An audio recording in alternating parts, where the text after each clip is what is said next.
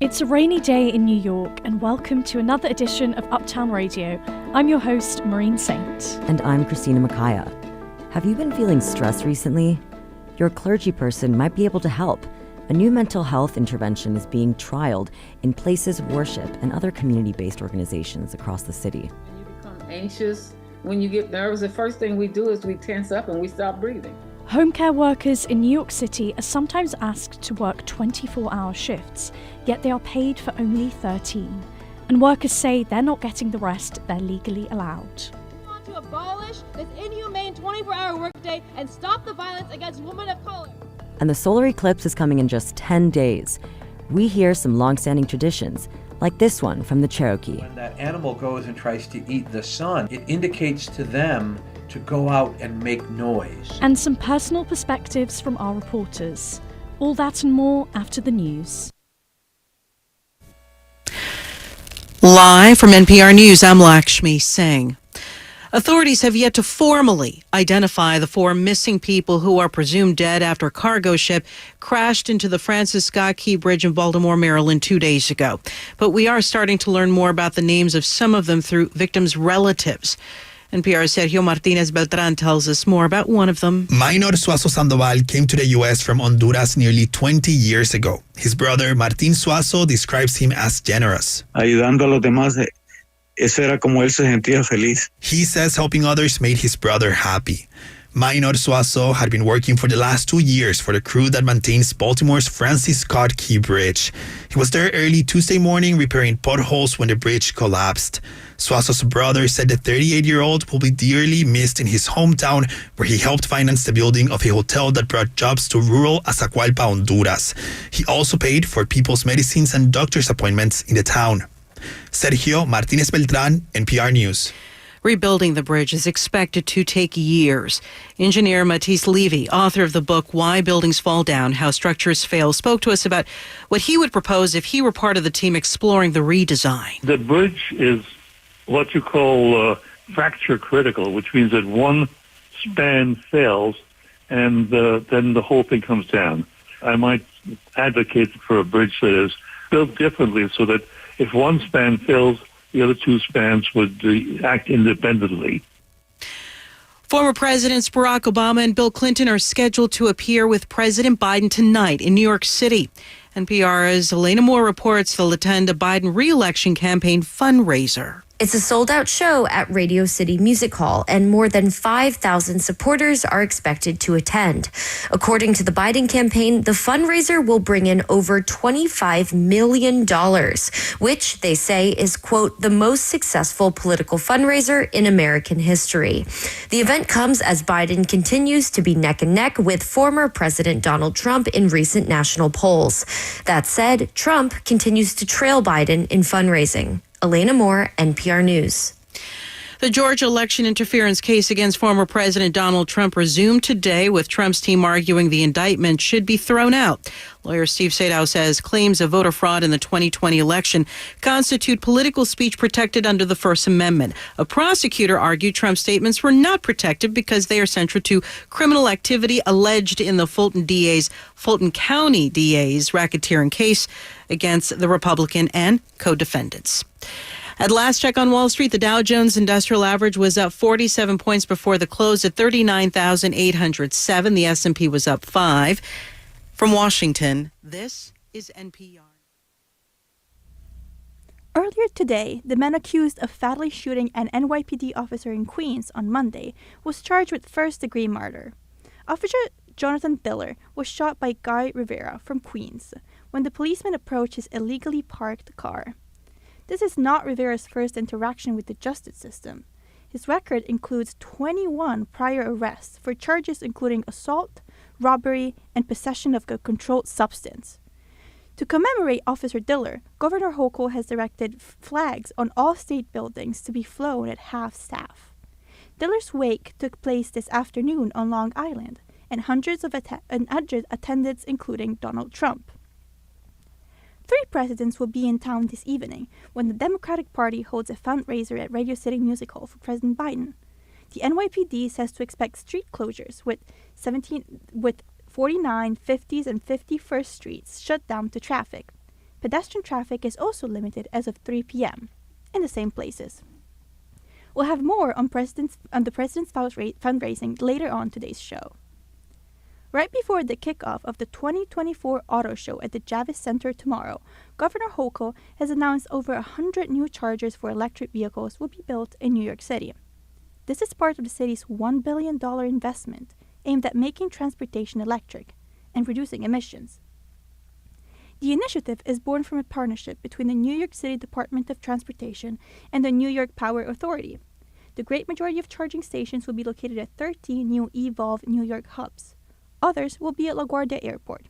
They are scheduled to be completed and ready to be used between 2025 and 2026. And baseball fans, time to step up the plate. Today is opening day for Major League Baseball. First pitch for the Yankees is scheduled for just a few minutes from now in Houston. The Mets will host the Brewers tomorrow afternoon in Queens. The Mets game was originally planned for today, but it got postponed due to weather. And speaking of weather, it's cloudy with a chance of rain in New York City. Temperatures are around 40 degrees. For Columbia Radio News, I'm Julia Leo. Maureen, remember during the pandemic when everyone needed access to the internet to do pretty much everything? Yeah, definitely. Well, for some families, the struggle to pay for internet access was real. According to the Pew Research Center, 80% of U.S. households subscribe to a broadband internet service. Congress stepped in to help with something called the Affordable Connectivity Program. Families that qualified received $30 a month to subsidize access. But that subsidy is coming to an end on Monday, and as Fahima Dejia reports, some New Yorkers are scrambling to adjust. Tariq Baraskar is a Port Authority officer who lives with his parents and younger brother in Long Island. During the pandemic, he signed the family up for the government's Affordable Connectivity Program, or ACP. Baraskar says one of the most important things they use the internet for is to talk to their family back home in India. If, we didn't have internet, we would have almost no contact with them. But another big user of the internet in the Baraskar's house is his 25-year-old brother, who's a recent college graduate. He needed the internet for school. With Congress cutting funding for ACP, Baraskar says affording broadband is going to take some juggling. When it comes to living paycheck to paycheck almost, every dollar counts. Ryan Skowalski works for Benefits Data Trust, a national nonprofit that helps connect people to government benefits, like the ACP. The internet really has moved from being a luxury to a necessity in the past several years, and therefore we have a significant digital divide in this country. Which can be hard to think about in a city as wired as New York. But now the ACP is ending. Skowalski says critical services are at risk. Public Wi-Fi just is not great when you need privacy for your job, for telemedicine appointments, a reliable connection for jobs, internships, online classes. There's just no comparison. Having that home broadband internet connection is so essential. Especially for students.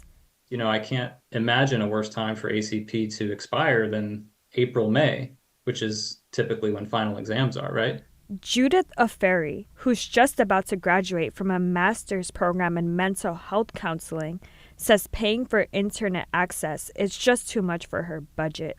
At the moment, I'm getting about, let's just say $15 an hour, and paying $75 for internet services, which I need for my school project and assignments, is way too much. Not only is the internet expensive, but the costs have been increasing. So much so that Jordan Borges has gone 3 months without paying his bill. In total, I got to pay around $315. So you're telling me it's so expensive that you're behind on your internet payments? Yes. As the ACP subsidy ends, Tariq Baraskar, the Port Authority officer, is getting lots of emails from internet service providers trying to sell him on plans. We're definitely going to look into other options. We're going to see if there's any other programs that offer a cheaper internet or discounts on internet. For Baraskar, it's just essential. If we're unable to find anything, then it is what it is. We'll have to take the L on that because internet should be a right because you can't really do anything without access to internet. Baraskar has a lot of research to do. Research he'll probably do online before the Monday deadline. Fahima Dejia, Columbia Radio News.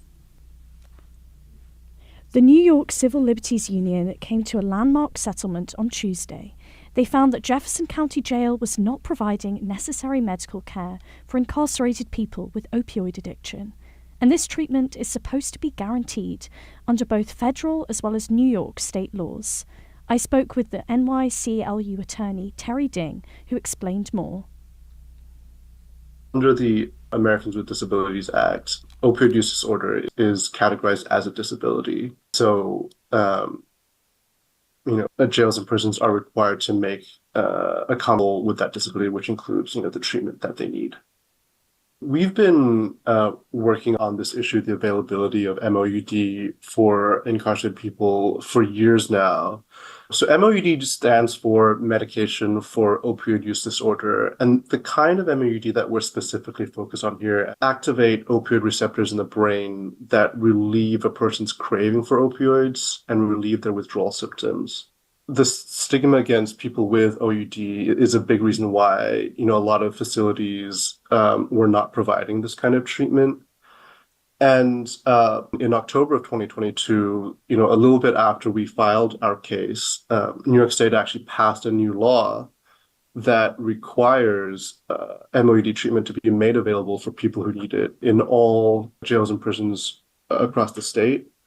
So you say that because of this law that was passed in 2022, all prisons across New York should have this treatment available. This case specifically we filed in March of 2022. And leading up to that time, we had tried to work collaboratively with Jefferson County to make this treatment available. And the county essentially didn't grant those requests for treatment.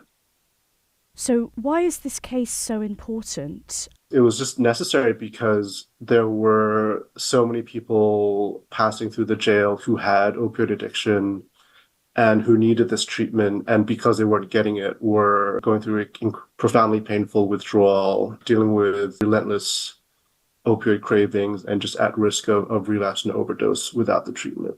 And how are you going to be able to keep a track on making sure that incarcerated people who need this medical care are receiving this treatment? One big area of concern is that there were significant racial disparities in who was being allowed to start treatment or get treatment and who wasn't. So the rates at which incarcerated people who are Black who need this treatment is much lower than for white folks. So I think that's reflective of the overall reality that compliance has been inconsistent in different jurisdictions. But we're hopeful that in the wake of this lawsuit and in the wake of this new state law, that availability to this life-saving treatment will be much stronger across the state. So do these prisons have this treatment available, or is it an issue of cost of getting this treatment in?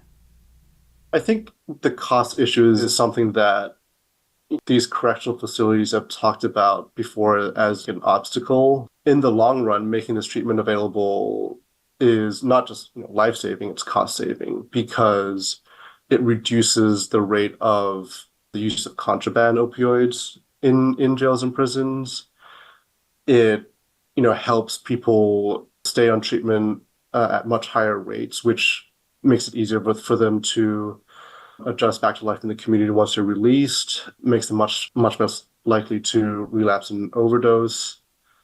And so we think it's really sort of a no-brainer that this kind of treatment should be made widely available for people who need them. Terry, thank you so much for talking with me today. Yeah, thank you for having me on. Home care workers in New York City are sometimes asked to work 24-hour shifts, yet they're only paid for $13. Why? Well, the law assumes they get breaks, 3 hours for meals and 8 hours for sleep, including 5 hours of uninterrupted rest. But workers say they're not getting the rest they're legally allowed. A bill has been introduced to abolish 24-hour shifts, but it's stalled. And, as Tommaso Baronia reports, workers continue to push for change. It's a Wednesday morning, and a hungry crowd is circling in front of City Hall. They're carrying colorful signs wearing red bandanas and chanting, No more 24! I'm here with Sultana Hussein. What are we protesting for today? So, home care attendants are forced by their agencies to work 24-hour shifts. Usain is one of the protesters, and she has personal reasons for being here today. My mom is a home health aide, so this is an intimate issue for me as well. There are almost 1.5 million seniors in New York City, and the city's elderly population is growing dramatically. As a result, the number of home aides responsible for their care has more than doubled.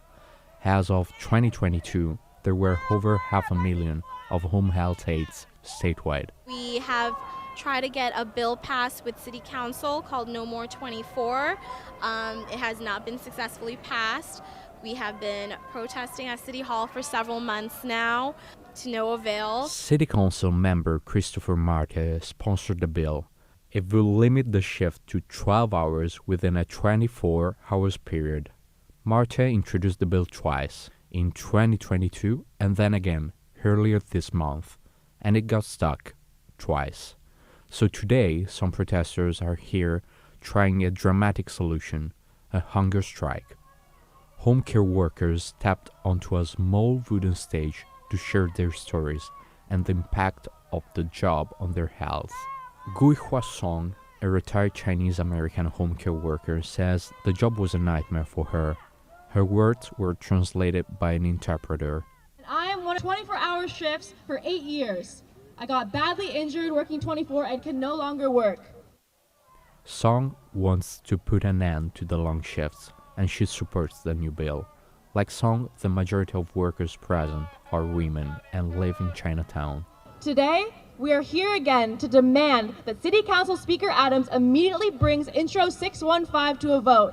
We want to abolish this inhumane 24-hour workday and stop the violence against women of color. The hunger strike went on for 5 days, but at the end, the council had still not voted on the bill. The protest was led by an advocacy group that supports home health aid workers' rights.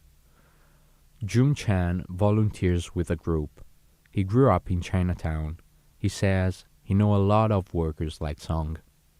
It's just one of those things. It's like, oh, if you're Chinese and you grew up in Chinatown, you're going to have either, your mom's doing home care, or not necessarily 24 hours, but, that job. You have a relative or a friend's mom. In my case, my friend's mom was doing 24 hours. Chuan says last year the advocacy group held a rally every month in front of City Hall, but the bill remains stuck, and the group blames Speaker Adrian Adams for never allowing a vote to move forward. And so, we expect, she's doing this on behalf of the home care agencies and the insurance companies. Christopher Marte, the bill sponsor, agrees. He also blames special interests. We know that there are home care agencies that don't want to pay the workers more. There's also insurance companies that are making money off Medicare based off the current system, right? You got to think about it. If someone's working for 24-hour shifts and only getting 13 hours of pay, who's getting the other 11?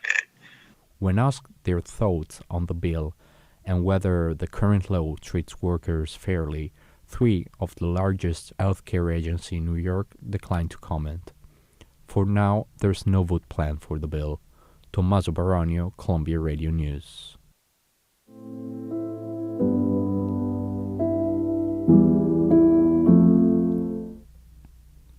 March Madness is in full swing, and the first round of men's and women's NCAA Sweet 16 teams face off tonight.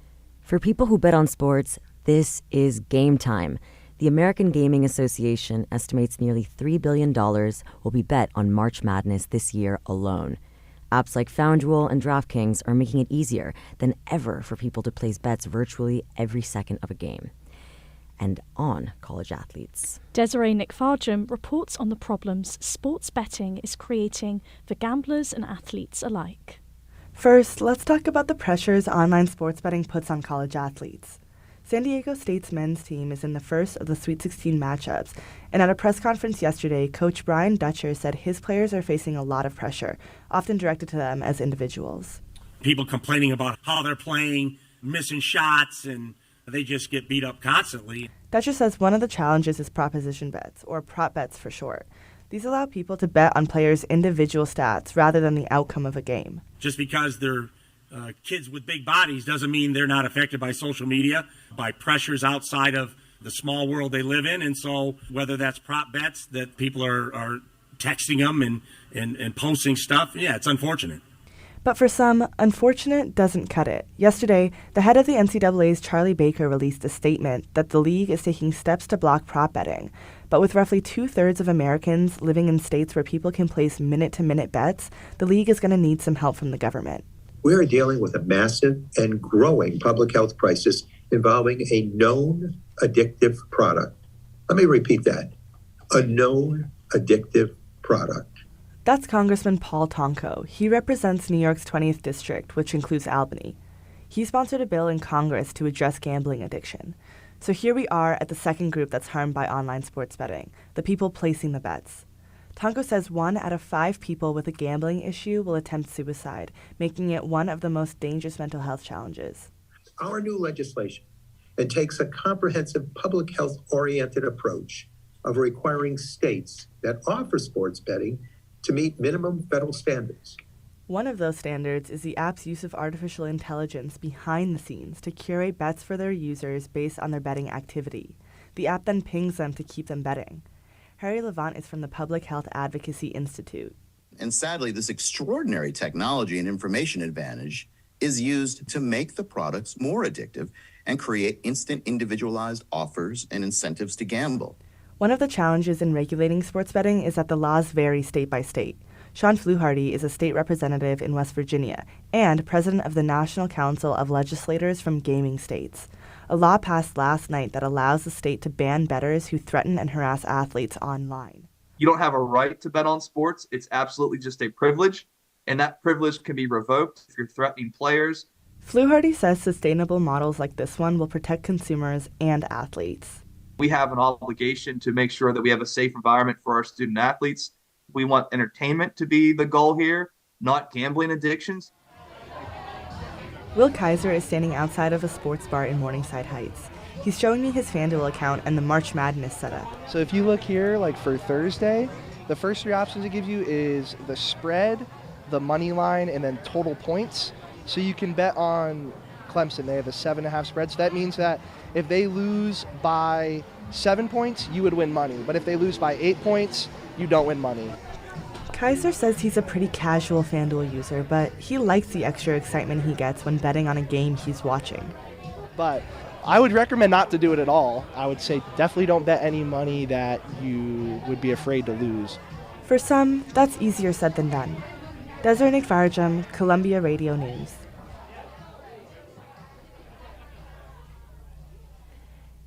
Now, on to climate news.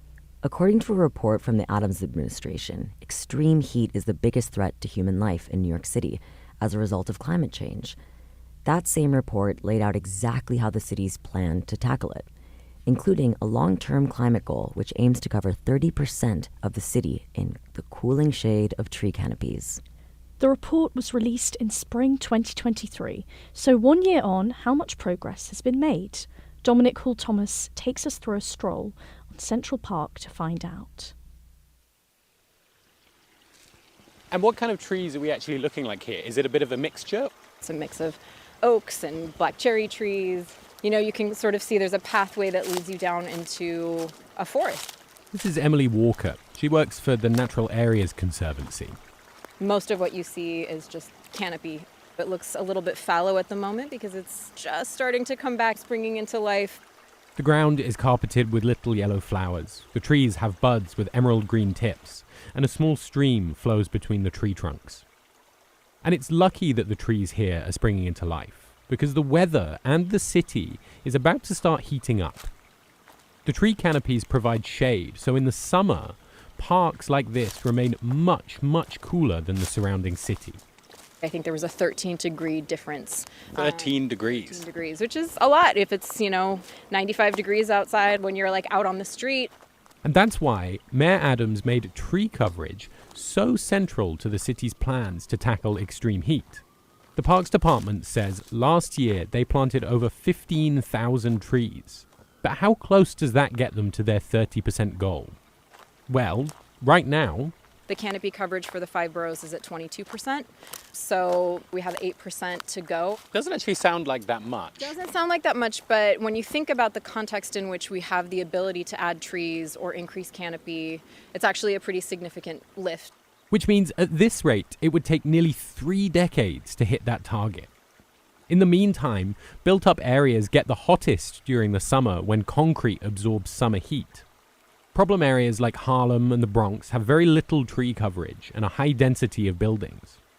And you can't just dig into the sidewalk. There's power lines, gas mains, and of course the subway to contend with. And on top of that, trees are expensive. It costs an estimated $3,500 to plant and maintain one tree, according to the Parks Department. They need regular watering for 2 years, which the budget doesn't fully cover. So, who is left to do the job? On Frederick Douglass Boulevard in Harlem, the street is lined with a few small trees, but no behemoths to provide substantial shade. So I asked residents, if the city asked you to water a young tree, would you do it? Hell no. That's what the rainwater's for, no? Like, I have a life. No. Not because I don't love trees, but I'm sorry, my time is money. No, I would not. The idea of it would be nice, but actually maintaining it would be a freaking headache. Daniel McGrath, Christopher Williams, and Selena Johnson all say they would appreciate more trees, but not enough to take care of them without pay. I reached out to the city's climate office to ask how they plan to fund the rest of this project and how long it would take, but they didn't respond in time for air. According to last year's report, the Parks Department wants to promote the preservation of existing trees and to plant another 15,000 trees next year. Now, they just have to figure out who will water them. For Columbia Radio News, I'm Dominic Hall-Thomas. Have you ever tried to learn a foreign language and decided Duolingo just wasn't cutting it?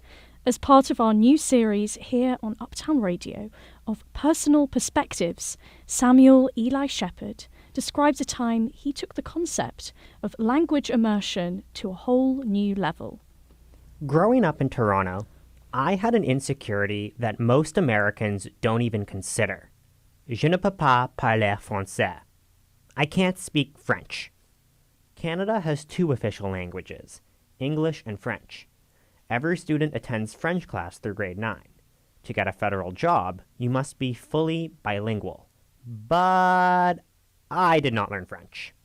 The only phrases I remember from grade school are, Est-ce que je peux aller aux toilettes? Can I go to the restroom?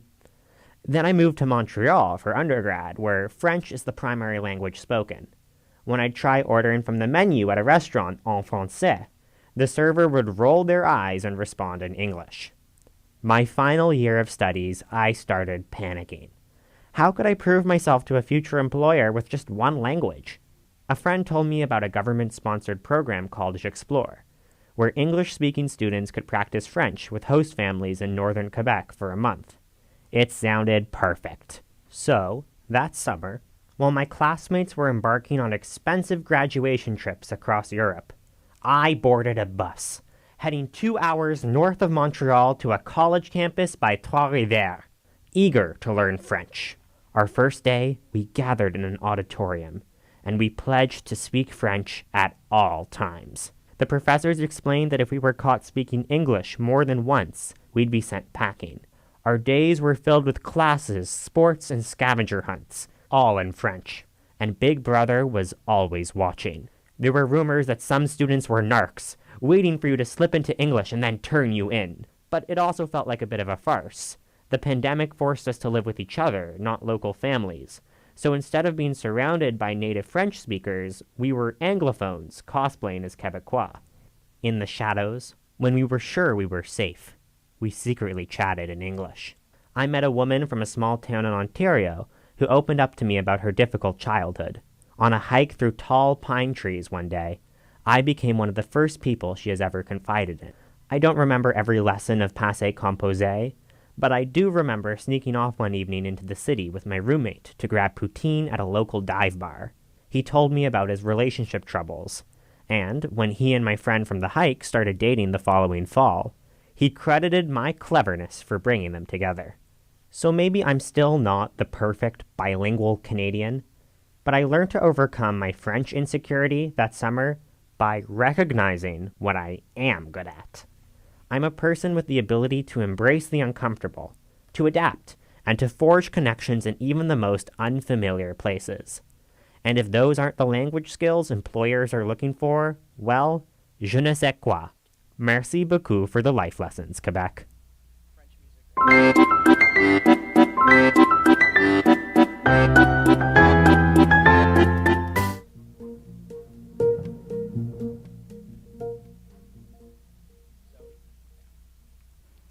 From Columbia Radio News in New York, I'm Zoe E. Sam Bankman-Fried was sentenced today to 25 years in federal prison and was ordered to pay $11 billion in fines. The ex-CEO of FTX, an online cryptocurrency exchange, was convicted of stealing $3 billion from customers between 2019 and 2022. Bankman-Fried, who is 32, is currently being held at the Metropolitan Detention Center in Brooklyn and is expected to appeal the decision. The prosecution had pushed for a 40 to 50-year sentence, while Bankman-Fried's attorney had argued for more than 6 years and a half. At the hearing today, Judge Lewis Kaplan said there is a risk that Sam Bankman-Fried would do something very bad in the future, and that the 25-year sentence should keep him from doing so for a significant amount of time. The governor of Maryland, Wes Moore, has asked the Biden administration for $60 million of relief funding after the Francis Scott Key Bridge collapsed on Tuesday. 3 workers killed in the accident have been identified. A third victim, Jose Lopez, originally from Guatemala, was identified today by family members. His brother said Lopez had come to Baltimore for work. The United Nations Top Court has directed Israel to take steps to improve the humanitarian situation in Gaza, including increasing the number of land crossings for the delivery of essential aid like food, water, and fuel. These measures come as part of a case brought by South Africa, alleging Israel's actions in Gaza amount to genocide. Israel refutes these claims, saying its military operations target Hamas and are acts of self-defense rather than targeting the Palestinian people. Britney Spears fans, take note. In a series of Instagram posts, seemingly from a beach vacation, the singer says she's going through a hard time and is having trouble understanding the English language since she changed her name to Sheila Maria River Red.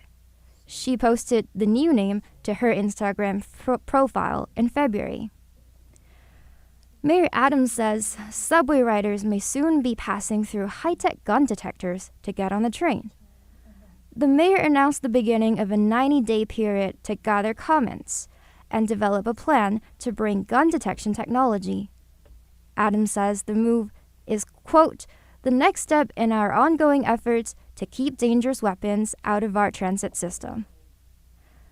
It's 39 degrees and cloudy. The rain is expected to end overnight. Highs tomorrow should be in the upper 50s with partially sunny skies. Zoe E., Columbia Radio News. Thank you, Zoe E. And we're back. You're listening to Uptown Radio. I'm Maureen Saint. And I'm Christina Makaya. Coming up, the city's congestion pricing saga has finally come to an end. Or has it? And a look at how one church in the Bronx is using the city's trial mental health program. And we hear from one tribe upstate is preparing for the solar eclipse.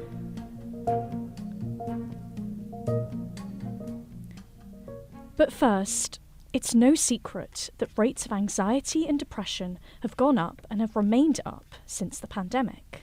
the demand for therapy is way higher than available appointments, and New York City is struggling to keep up. The city launched a trial mental health program, originally designed by the World Health Organization, for people facing extreme hardship, like refugees. The initiative trains community leaders in basic mental health support. As Claire Davenport reports, some of the first people getting trained are clergy. I'm just a few blocks away from Yankee Stadium in lowly Nazarene Baptist Church. I'm standing between the pews and my eyes are closed. You should take your hands and put them on your legs and close your eyes and just kind of clear your mind. Pastor Gail Parker is guiding me through a meditation exercise. And sometimes once you get here, I'll tell you too, just imagine wherever that place of peace for you is. It could be on a beach. It could simply be laying in your bed. But think about that place that brings you peace.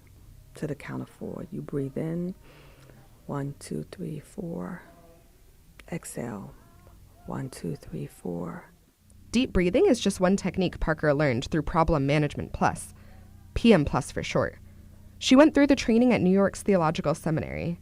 She works with Wanda Lundy, who directs the seminary's PM Plus program.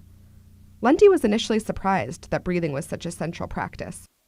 Oh, oh, wow. Breathe.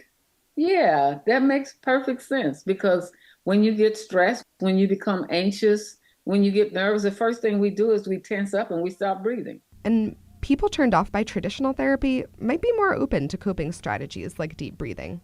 Because we're religious people. We don't have mental problems. A lot of people feel that way. Whatever your problem is, just take it to Jesus and you're going to be all right, you know? Ministers go through the training and learn basic tools to help others in crisis calm themselves.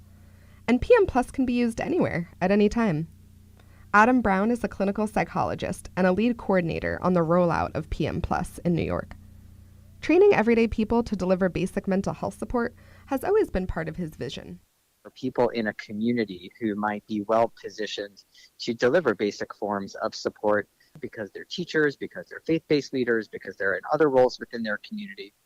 And the research backs Brown up. A study done with Syrian refugees in Switzerland showed that those who received PM Plus reported significantly fewer symptoms of depression. And if breathing techniques or non-specialists feels a little lightweight for folks going through real adversity, Brown describes the program more like psychiatric first aid. Care, especially mental health care, has kind of been very binary. Either you're well or you're seeing a psychologist or a psychiatrist. And not everyone necessarily has the severity or intensity of a mental health need that warrants very high levels of specialist care. PM Plus has trained about 100 people in New York City across 25 community organizations. And Brown is hoping this will expand to a network of hubs around the city. And back at the lowly Nazarene Church in the Bronx, Pastor Gail Parker, who led me through the breathing exercise, says with folks she counsels, she'll use other PM Plus techniques, like homework. Where maybe someone was kind of depressed. And I said, well, what have you stopped doing that made you happy? You got a calendar now. What I need you to do is I need you to put down once a week that you're going to do that for an hour. Services just started. It's Palm Sunday and a busy week leading up to Easter. Pastor Parker told me she still gets nervous before sermons, but the techniques she's learned through PM Plus help her as much as they help others. Every single time I mount the pulpit, the whole breathing thing comes back. Take a deep breath. And let's get centered so that we can worship God without all of the other stuff that you're carrying. So the next time you have an overwhelming moment when too many Slack messages come in or when the subway is delayed again, maybe take a minute to pause and breathe. Claire Davenport, Columbia Radio News. Gridlock alert. President Biden and former presidents Clinton and Obama are in the city today. They're here for a fundraiser tonight. The event will also feature celebrities such as Anna Wintour and Lizzo. The president's re-election campaign says the event is expected to raise a whopping $25 million and will be the most successful political fundraiser in American history. Cecilia Blotto went around Radio City Music Hall to see what everyday New Yorkers would be willing to pay to support President Biden's re-election campaign. I'm standing outside Radio City Music Hall because tonight, right here, is Biden's fundraiser. The police are just starting to set up the barricades, but no crowds of eager Biden fans yet. Just a block away, Spiro, a food vendor, has just finished with the breakfast rush. How much would you spend to see Joe Biden in the flesh? Not even $1. No? Not even 50 cents. It seems like the Democrats may have to work hard at tonight's event because the cheapest tickets are going for $250. But Spiro is an ardent Trump fan. Excited about my boy Trump winning it easy, a landslide. The only way he loses is two ways. They kill him, or they steal it like they did the last one. I'd pay to sit down and have dinner with Trump. When President Trump was here, everything was good. Money in my pocket, gas prices were low, supermarket was cheaper, people knew how to act. Just a few feet away is Sammy, a security guard who's patrolling West 50th Street. He also seems unlikely to buy a ticket for tonight's event. Instead, he says he'd invest money to see Trump. I give $1,000 to see him. Really? Yeah. That's a lot of money. He's what America's supposed to be. You know, men are men. I don't know what's going on with all this pronoun stuff, feminizing the American men with the Democratic Party. That's what I think they're doing. But a few blocks on Fifth Avenue, it seems like the president might have a fan in Patricia, a window shopper. She says she might pay to see the president. My budget probably $500. So I imagine you're a fan?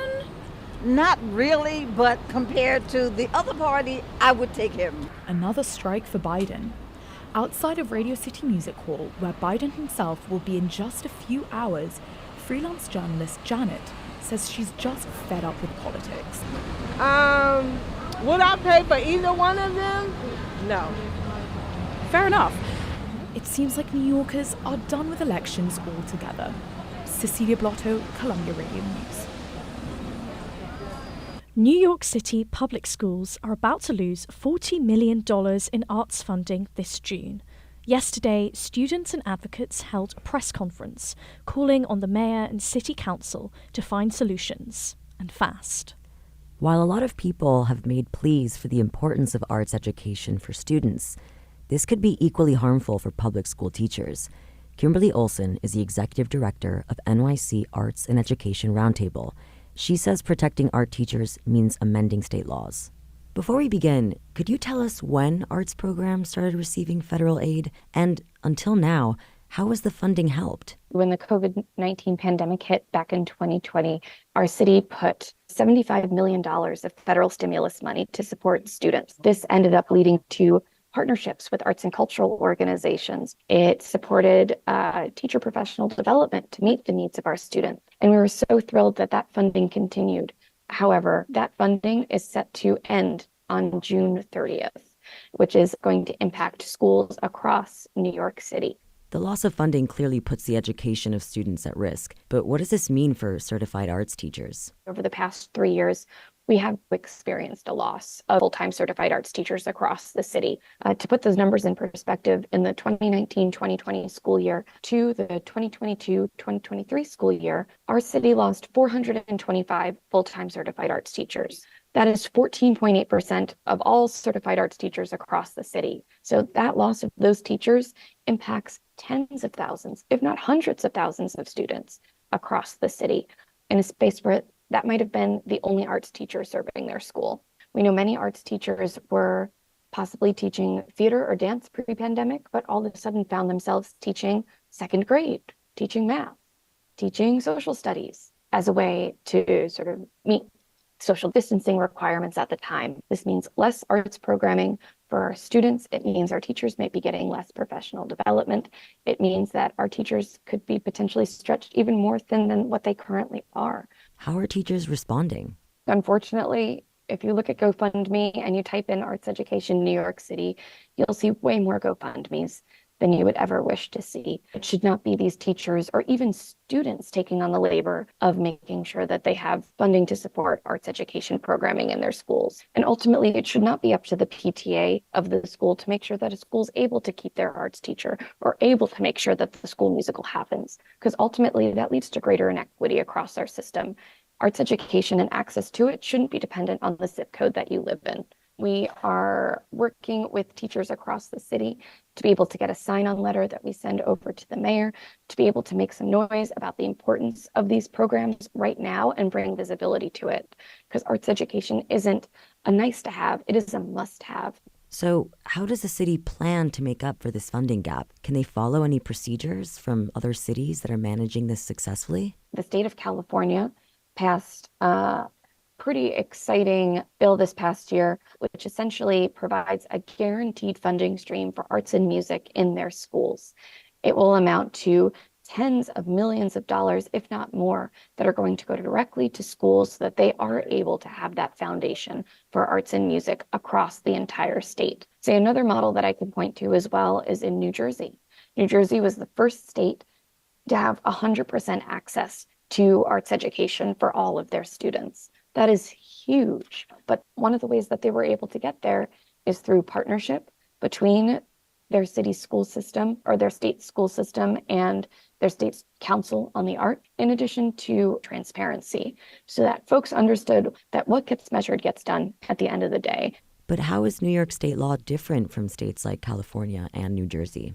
So these are states that have already codified arts and music, a part of their core curriculum, in line with the federal Every Student Succeeds Act. I will say New York, unfortunately, is behind the times in adopting that as part of our state, and that's also been part of the roundtable's advocacy that we've been working over the past several years to codify arts and music as a part of education law. Our current law on the books is from the 1950s. A lot has changed since then. It is time that we sort of get with the times within the state and also just catch up to the rest of the country and especially up to the rest of the Northeast region. Once again, that was Kimberly Olson, Executive Director from NYC Arts and Education Roundtable. Kimberly, thank you so much for joining us. Thanks so much.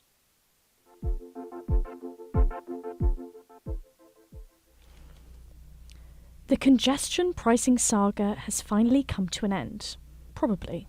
The MTA board voted to approve the plan yesterday after a 4-year wait. This means starting from mid-June, drivers going below 60th Street will pay $15 a day. Our reporter, Tommaso Baronio, went to Columbus Avenue and 60th Streets to find out how people in the area are feeling about the new pricing. For public transportation, but that doesn't mean that much to people like John Johnson. He drives his delivery truck below 60th Street every day. He says the new plan is an aberration. As a truck driver, for example, people that are feeding the city, that are going back and forth, that are making deliveries to actually pay for going through the city. Now you want people to fork out basically, if I'm doing 2 trips a day, an extra $400 a month, which $400 a month, which amounts to a good, like almost $6,000 a year, $6,000 a year. Joe Blank lives on the Upper West Side. I met him at Brad's Bakery on 63rd Street. He doesn't own a car, but he does take cabs, and he doesn't trust the MTA will spend the money it earns from congestion pricing the way it says it will. And it's unfair to business people and to people who are taking cabs and everybody else who's going to have to pay for it. But there are also exceptions like Mr. Davis, who says he doesn't think it's that big an issue, except they need more trains. If people are going to not be driving past 60th Street, I believe that you need more train access. You need more scheduling with the buses and the trains. Who could answer New Yorkers' concern better than Sam Schwartz, better known as Gridlock Sam, former city traffic commissioner? He says the fear that a flood of people looking for parking in the block of North 60th Street is unfounded. A year from now, this will not be an issue except with some hardliners that will always be there. People are not going to be parking in great numbers there because there isn't much available parking. And even if you did find the parking, you then, to get to your destination, you'd have to hop on the subway or a bus. That's another nearly $6. Do you think that New Yorkers are going to get over this? New Yorkers would have protested if God came down and said he's building the Garden of Eden in New York City. Congestion pricing, like it or not, starts in June. Tommaso Baronio, Columbia Radio News. A week from Monday, on April 8th, New Yorkers will look up as the moon swallows the sun in a total solar eclipse. They'll probably wear their funky special glasses and maybe get some popcorn. But these are markers of modern life. And eclipses come with centuries-old traditions. Julia Leo tells one ancient eclipse story and shares some early accounts. For centuries, part of what some of us now call New York State was inhabited by 5 Native American tribes at war with each other. But then, as the story goes, the Creator sent a messenger to teach the tribes the laws of peace. A man, we call him the peacemaker, joined the 5 different tribes together into this confederacy that we call ourselves Haudenosaunee. Perry Ground is an indigenous storyteller and a member of the Onondaga Nation. That's one of those 5 tribes. The others were the Mohawk, the Oneida, the Cayuga, and the Seneca. The 5 tribes lived where they do now, around the shores of Onondaga Lake. Today, the city of Syracuse. Their territory included miles and miles of agricultural lands, and farming is part of their culture, still today. Ground says an eclipse was key to their unification. He tells the story as he turns to look at a brown and purple blanket hanging on the wall behind him. It has 4 rectangles that represent 4 of the nations that joined together. They're all connected by a line running through them. And in the center is a tree. According to the story, 3 of the tribes were easily convinced to make peace. But 2 were holdouts. The first, the Seneca, were skeptical. And to persuade them, the messenger sent by the Creator told them to search the sky for a sign. And that's when it happened. The sun disappeared. There was a total eclipse. That was the sign the Seneca needed. And once the last tribe agreed, there was peace. Since the very first documented eclipse around 3340 BC, people have built stories to try and make sense of them. Author David Bentley Hart writes about the history of eclipses in a new anthology, Eclipse and Revelation. He says stories about eclipses were rarely as positive as the one of the Great Peace. All the ancient and medieval and early modern accounts of eclipses I had read, they were more often than not descriptions of something terrible. For example, when a total solar eclipse crossed Britain in 1133 BC, it was considered a bad omen. The event coincided with the death of King Henry I, and immediately afterwards the country was thrown into chaos and civil war, and people blamed the eclipse. Occasionally it might be an omen of success in battle, but only because it was read as a dark harbinger of disaster for the other side. John Steele is a professor at Brown who studies science and antiquity. It's a fundamental response, I think, to this really rare and dramatic occurrence. And we see this also in animals. I mean, animals behave differently during eclipses. They think it's night. Farm animals return to their barns to go to sleep and crickets start chirping. But with time, the human response to eclipses has changed. According to David Hart, the scientific revolution of the 17th century liberated us from that feeling of doom. However, among other Native American tribes, eclipses were, and still are, connected to a sense of fear. For example, the Cherokee people in northeastern Oklahoma. Ground says they interpret eclipses as a giant frog trying to eat the sun. When that animal goes and tries to eat the sun, it indicates to them to go out and make noise, to try to scare that animal away. And back in 2017, that's exactly what they did. And when it got dark, they were making a noise and, trying to scare the big frog away. And it worked because the sun came back. So Other communities across the world had similar beliefs.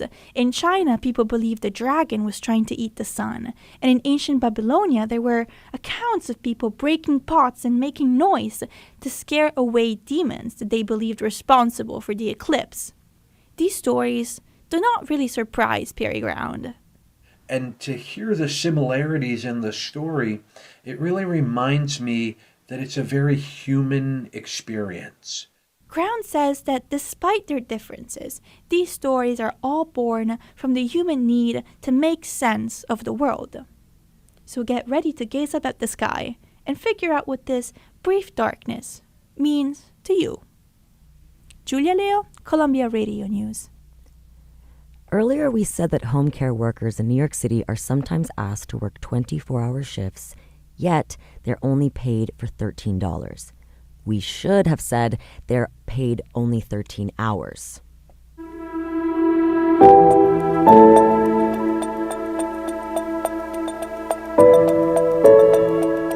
That's it for this edition of Uptown Radio. We hope you enjoyed the show. Our executive producer today was Pascal Hogue. Leading our staff of reporters was senior producer Samuel Eli Shepard. And shaping up the edition was senior editor Clara Bowders, with the help of assistant editor Desiree Nickfarjum. In the studio today as the director was Dean Contaleo. Dominic Hall-Thomas was in charge of Soundbite. In control of webcasting and social was Claire Davenport. And working the board was Fahima Dejia. Zoe Yee and Julia Leo delivered our local newscasts. And day reporters Tommaso Baronio and Cecilia Blotto brought you the latest on the ground in New York. Today's commentary was also brought to you by Samuel Eli Shepard. Our instructors Sally Herships, Kerry Donahue and Priscilla Alabi advised our staff. And we're your hosts. I'm Maureen Saint. And I'm Christina Makaya. Uptown Radio is live Thursdays at 4. But you can always find us at uptownradio.org. Until next time, and from all of us here in the studio, thanks for listening.